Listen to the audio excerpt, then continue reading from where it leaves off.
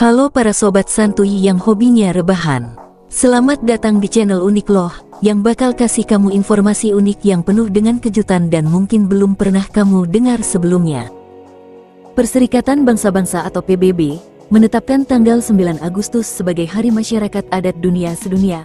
Perayaan ini ditujukan supaya kita sadar betapa pentingnya masyarakat adat sebagai pewaris dan praktisi budaya. Terlepas dari perbedaan di masing-masing kelompok atau suku, masyarakat adat memiliki tradisi unik yang kaya akan makna dan sejarah. Berikut ini adalah beberapa tradisi unik di dunia yang berhasil saya rangkum, yang menunjukkan bahwa tidak hanya di Indonesia, tetapi di negara luar juga memiliki keberagaman budaya.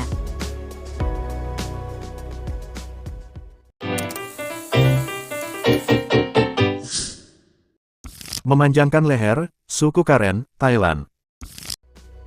Tradisi memanjangkan leher ini terjadi di suku Karen yang berasal dari dataran tinggi Tibet.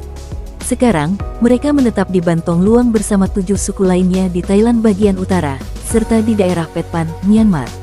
Wanita di suku Karen percaya bahwa semakin panjang lehernya, penampilannya akan semakin cantik dan terpandang. Tradisi ini dimulai sejak usia muda, ketika anak perempuan pertama kali dipakaikan beberapa cincin kuningan di lehernya. Seiring berjalannya waktu, jumlah cincin ini bertambah, sehingga leher mereka tampak lebih panjang. Cincin-cincin ini bukan hanya dipakai di leher, tetapi juga di lengan dan kaki, melambangkan keindahan dan status sosial dalam masyarakat mereka. Meskipun kontroversial dan sering menjadi objek perhatian wisatawan, tradisi ini tetap menjadi bagian integral dari identitas budaya dan warisan nenek moyang suku Karen. Menari bersama mayat, Madagaskar. Menari bersama mayat atau Famadihana merupakan tradisi turun-temurun di beberapa daerah Madagaskar. Ritual ini biasanya dilakukan pada Juni hingga September.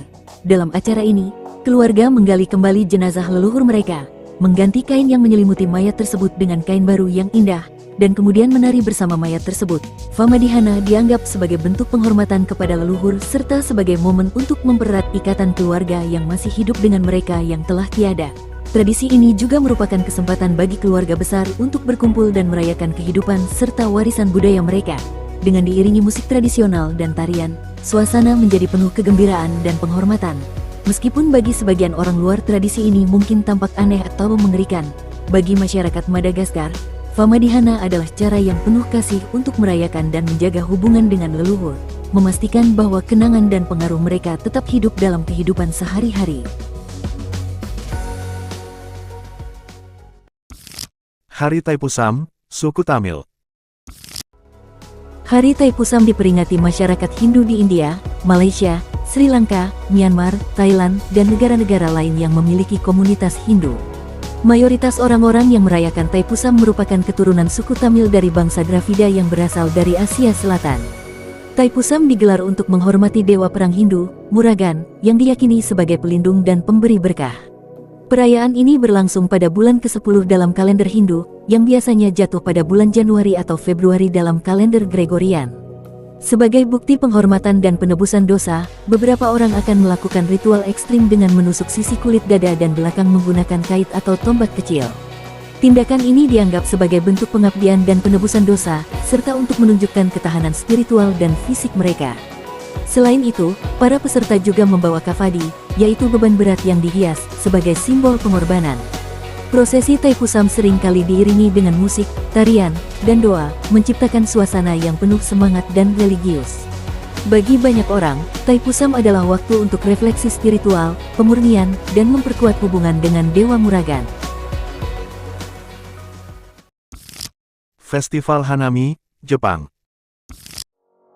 Di Jepang, terdapat sebuah tradisi bernama Hanami yang dilakukan saat pohon sakura mulai berbunga.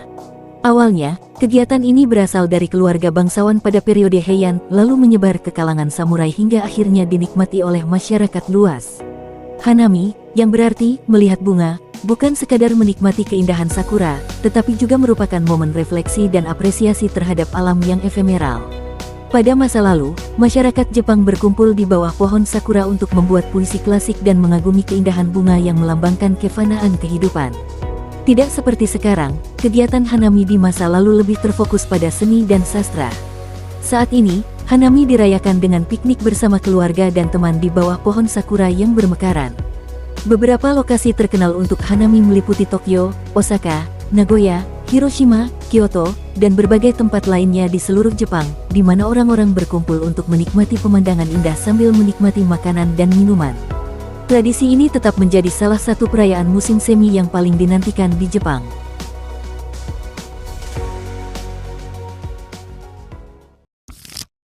Tulip Time, Belanda.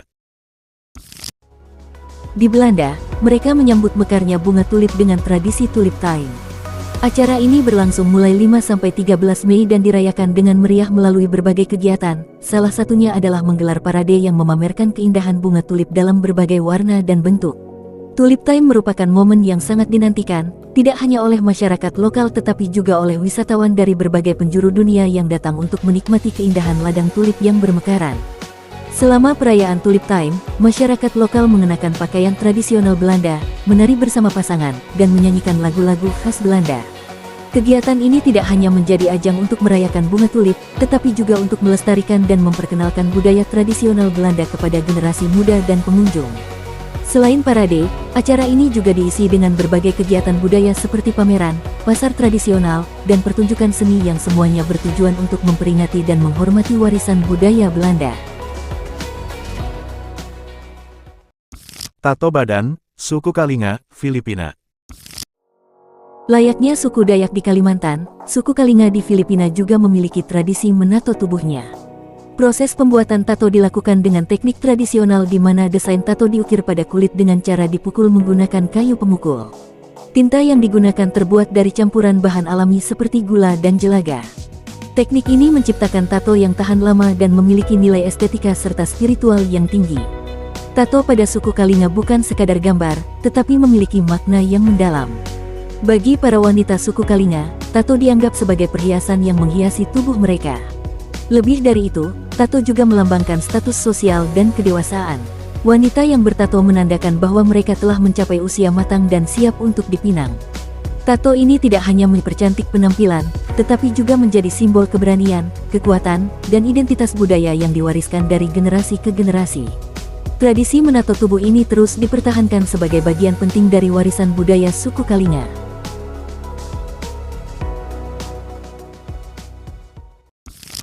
Cheese Rolling Race, Inggris.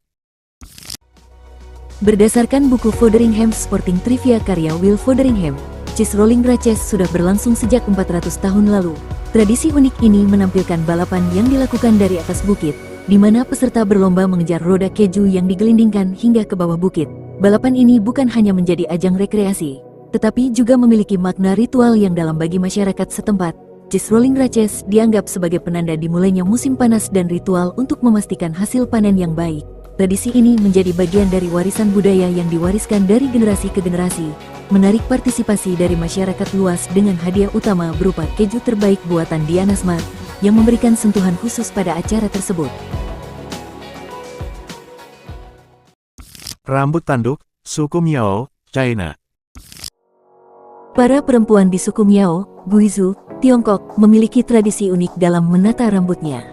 Mereka mengumpulkan rambut leluhurnya yang rontok untuk dijadikan konde, suatu gaya rambut tradisional yang sangat penting dalam budaya mereka.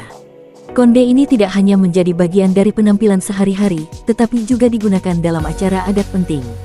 Yang membuatnya lebih istimewa, konde tersebut diwariskan secara turun-temurun dari ibu ke anak perempuannya, mewarisi tidak hanya warisan fisik tetapi juga nilai-nilai dan tradisi keluarga. Akibatnya, konde tersebut bisa sangat besar, menyerupai tanduk, karena telah menjadi akumulasi dari rambut leluhur yang terkumpul selama beberapa generasi. Menutup hidung, suku Apatani, India. Suku Apatani hidup di Zero Valley, sebuah desa kecil yang terletak di Arunachal Pradesh, India. Wanita di sana dikenal dengan tato 5 garis di dagu dan kebiasaan melubangi hidungnya, lalu menutupinya dengan kayu atau bambu. Praktik ini dilakukan untuk melindungi wanita-wanita Apatani dari perhatian yang tidak diinginkan dari pria-pria dari suku lain. Kayu yang diletakkan di hidung mereka diharapkan dapat membuat mereka kurang menarik bagi pria dari luar suku. Tradisi ini dianggap penting sehingga wanita Apatani diharuskan menggunakannya setiap hari. Meskipun praktik ini telah mengalami penurunan seiring dengan modernisasi dan pengaruh luar, Masih ada beberapa wanita suku Apatani yang mempertahankan tradisi ini sejak tahun 1970-an sebagai bagian dari identitas dan warisan budaya mereka. Meletakkan piring pada bibir, suku Mursi, Ethiopia. Lain cerita bagi perempuan suku Mursi di Ethiopia. Bagi mereka, semakin lebar bibir seseorang, semakin indah penampilannya.